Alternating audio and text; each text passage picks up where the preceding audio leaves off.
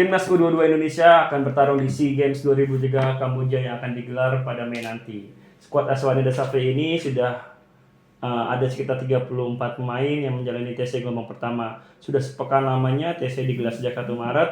Bagaimana update terbarunya kita berbicara bersama Alif dan juga Wila. Halo Alif, apa kabar Alif? Halo Bang Ari, sehat Bang? Wila sehat? Ya, sehat Bang. Kayaknya raut-raut pagi hari liputan jam 6 pagi. Teman-teman bola supporter, kalau kalian tahu aja ya.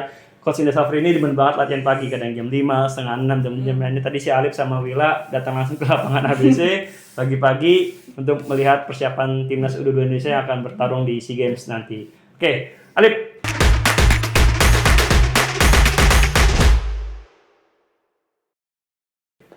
...34 pemain, update terbaru seperti apa, Alif? Ya, Bang Ari, pada pagi hari ya kita dapat vitamin D gratis ya seenggaknya sekaligus liputan. Ya, update terbaru sih yang kita dapat pas wawancara Indra Safri pada pagi hari ini bahwa hampir setengah skuad ya, yang 34 ini 50% akan diseleksi ya dan akan diambil untuk seleksi selanjutnya. Untuk seleksi gelombang kedua. Namun kayak rautnya Indra Safri cukup positif ya karena memuji juga ya dengan pilihan dari pemain pada rekomendasi pemain ini. Namun mungkin ada beberapa yang masih menjadi bahan evaluasi ya Mbak. Dan juga mungkin bola supporters sekedar info tadi juga pada pagi hari timnas U22 Indonesia menjalankan internal game ya. Ini menjadi warna tersendiri karena sebelumnya belum lihat ya mereka latihan internal game dari pantauan bolasport.com di lapangan hanya latihan passing, akselerasi, terus juga kucing-kucingan gitu. Nah, baru kali ini melakukan terlihat internal game. Ya, semoga aja membawa dampak yang baik ya. Dan kabarnya besok akan ada internal game lagi buat match lagi. Terus setelah itu baru akan diputuskan 15 atau 16 pemain yang akan dipilih.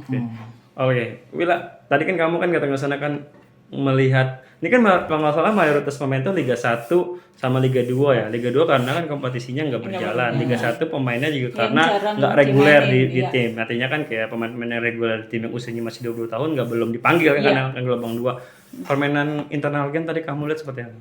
Aku bilang sih nggak memuaskan. Walaupun dipuji sama Indra Safri ya. Iya. Kenapa aku nggak bisa bilang memuaskan? Aku sih bilang nggak memuaskan Bang, karena masalah timnas Indonesia itu bagus.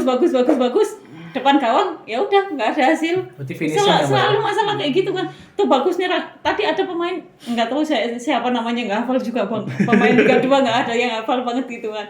Apalagi pemain muda kan. Tadi tuh bagus banget gitu kan. Udah nonton sama anak-anak media yang lain gitu. Bagus tuh. Ayo bawa. Terus habis itu ya udah hilang lagi. Tiba-tiba udah nyampe kotak penalti hilang lagi bolanya. Tiba-tiba selalu kayak gitu. Jadi kayak wah kalau ngarepin ini buat bisa kejar juara juga kagak mungkin deh kalau dengan pemain-pemain ini. Iya, ditargetin emas ya. Iya, dengan emas ya kayaknya nggak mungkin deh kalau dengan pemain-pemain yang ada di situ. Tadi sih aku sampai bilangnya kayak ini dari pandangan Wila ya, tapi kan pandangan pelatih Indra Safri kan beda lagi kan. Sebagai pelatih pasti dia lebih tahu ketimbang kita gitu kan. Sebagai wartawan tugas kita mengkritik juga bisa. Balik lagi ke Alif. Ini kan dari awal 1 Maret sampai karena tanggal 7 ya, artinya kan udah seminggu ya, mereka berlatih bersama kan. Pengen tahu dong, emang mereka pada kenal satu sama lain pemainnya? Nah, uniknya tuh dari pantauan bolasport.com sebagai langkah ya, salah satu langkah untuk saling mengenal satu sama lain itu mereka dibiasakan untuk memanggil. Jadi panggil. Jadi mereka passing itu harus memanggil rekannya. Mungkin itu menjadi salah satu untuk membangun chemistry antar pemain ya. Itu juga bagus menjadi hal yang positif ya Mbak ya. Ditekankan kepada pemain timnas U22 Indonesia gitu Bang Ari. Jadi kan gitu teman-teman bola supporter, ini kan mayoritas pemain ini kan baru ya dipanggil ke tim nasional kan oleh Indra Safri kan. Nah, mereka ini pada nggak kenal satu sama lain. Jadi setiap mau ngoper manggilnya bang bagi gitu kan, ibaratnya bukan manggil nama kan. Dan agak lucu juga kan, masa ya lu satu tim tapi lu nggak kenal nama kan. Nah, tadi kata Alif ada penjelasan harus panggil nama, artinya kan udah ada perkenalan. Artinya selama seminggu ini nggak mungkin mereka nggak kenal satu sama lain kan. Bener kan, sama lagi. Will, ada update uji coba nggak sih lu? Kalau ngomong update uji coba ada Bang, tapi Indra Safri masih ngomong belum menentukan pilihannya seperti apa. Tapi untuk targetnya untuk uji coba itu ditargetkan April, jadi pas sebelum berangkat gitu kan. Tapi untuk waktunya tanggalnya belum dipastikan. Dan untuk lawannya tadi sih ngomongnya lihat-lihat di klub Liga 1 dulu, atau kalau Liga 1 nggak memungkinkan cari timnas luar kayak gitu. Oh, gitu. Timnas luar, tapi ya itu belum diputuskan. Masih menjalin komunikasi dulu kan. Berarti sekarang fokus Indra Safri itu gelombang pertama ini kelar dulu, Iya, baru kelar dulu. Nah, itu kapan tuh gelombang pertama dulu?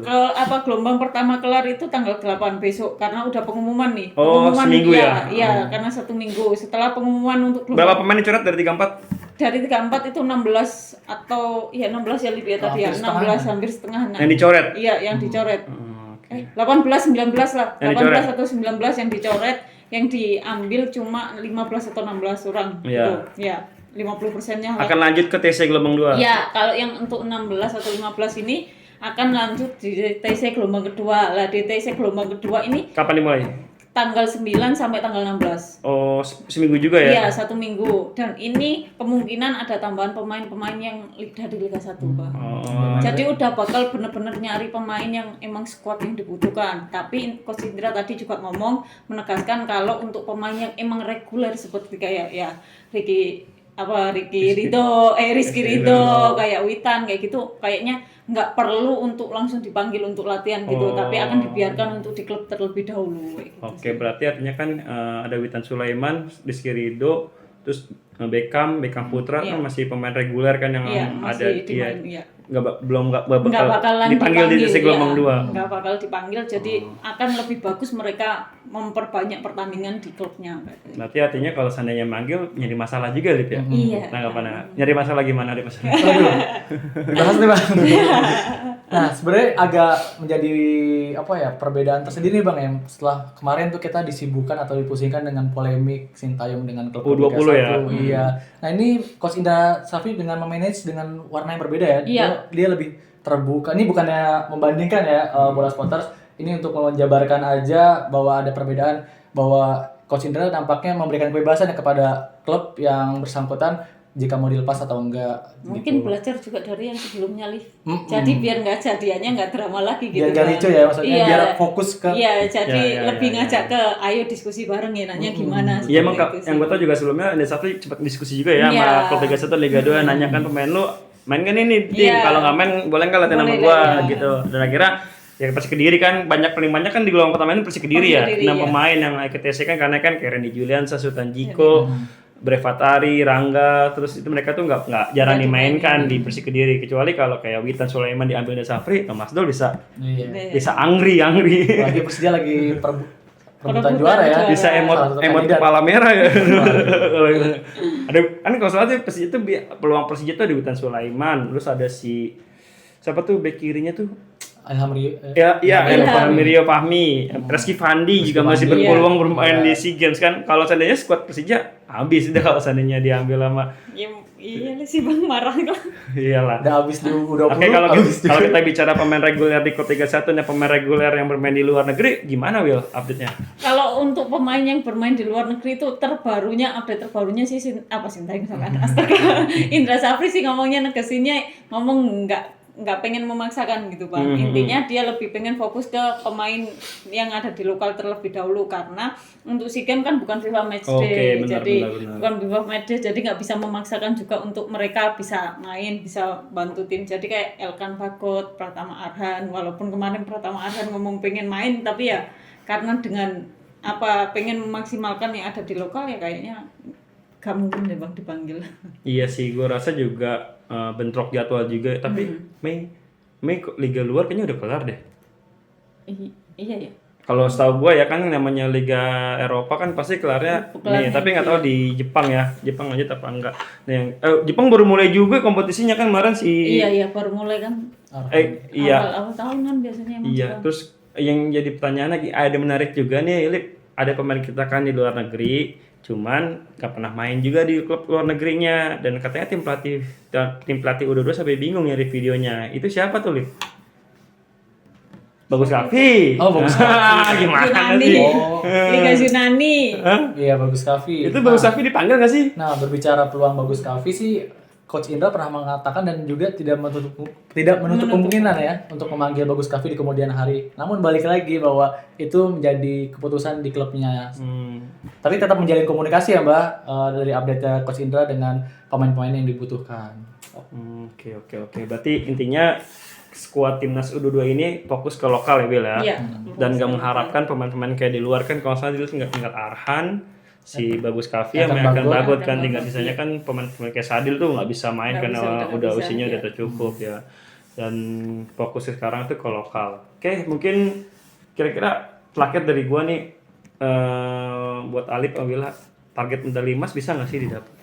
Kalau aku sih Bang ngomong, kalau ditanya kayak gitu, kalau dengan squad yang kayak Witan, Rizky Ridho, aku sih masih yakin ya, percaya ya. Tapi dengan squad yang tadi aku lihat, yang aku sampai ngomong tadi ya masih belum itu. Tapi kalau untuk dimaksimalkan lagi dengan Coach Indra sih harusnya bisa ya kayak gitu kan. Apalagi dengan beberapa pemain yang emang udah reguler gitu kan main di liga, jadi ya harusnya sih bisa sih Bang, apalagi Coach Indra kan cukup menjanjikan kalau ngomong soal, nggak hanya ngomong doang gitu. Iya, target. Dia kan salah satu pelatih yang cukup menjanjikan kan kalau untuk target-target gitu. Kalau Alif? Sama sih apa yang dikatakan Mbak Wila, setuju bahwa optimistis harus dipupuk kayak di skuad Coach Indra Safri, apalagi juga Coach Indra Safri memiliki momen manis ya di SEA Games itu merebut emas ya Bang ya? Gak pernah. Gimana sih? Merebut perak ya. Di Filipina ya waktu itu, angkatannya Osvaldo Hai ya. Iya, itu perak. Itu menjadi momen manis, seenggaknya ya naik level lah. Semoga ke medali emas pada SEA Games Kamboja 2023 ini.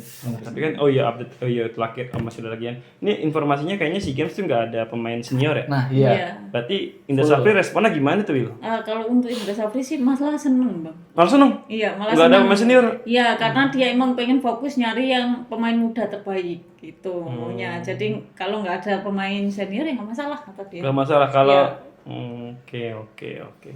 Tapi kemarin tuh terakhir senior tuh kalau nggak salah Fahrudin sama Mark Klok deh kalau nggak salah yang di SEA Games di Vietnam ya. Iya. Dan Itu. Maklok sama Kamboja.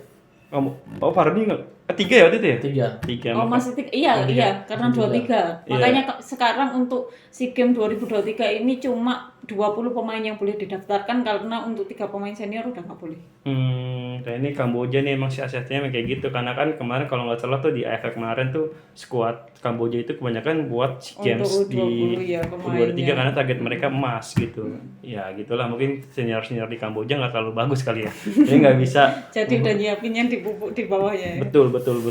Oke, mungkin itu sekian pembahasan timnas U22 Indonesia jelang ke SEA Games yang akan digelar tanggal 5 Mei ya sampai 17 Mei, dan sepak bolanya akan dimulai tanggal 29 April.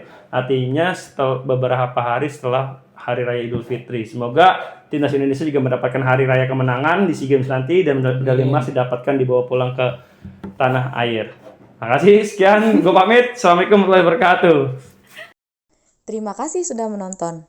Jangan lupa like, komen, subscribe, dan share konten Bola Sport.com.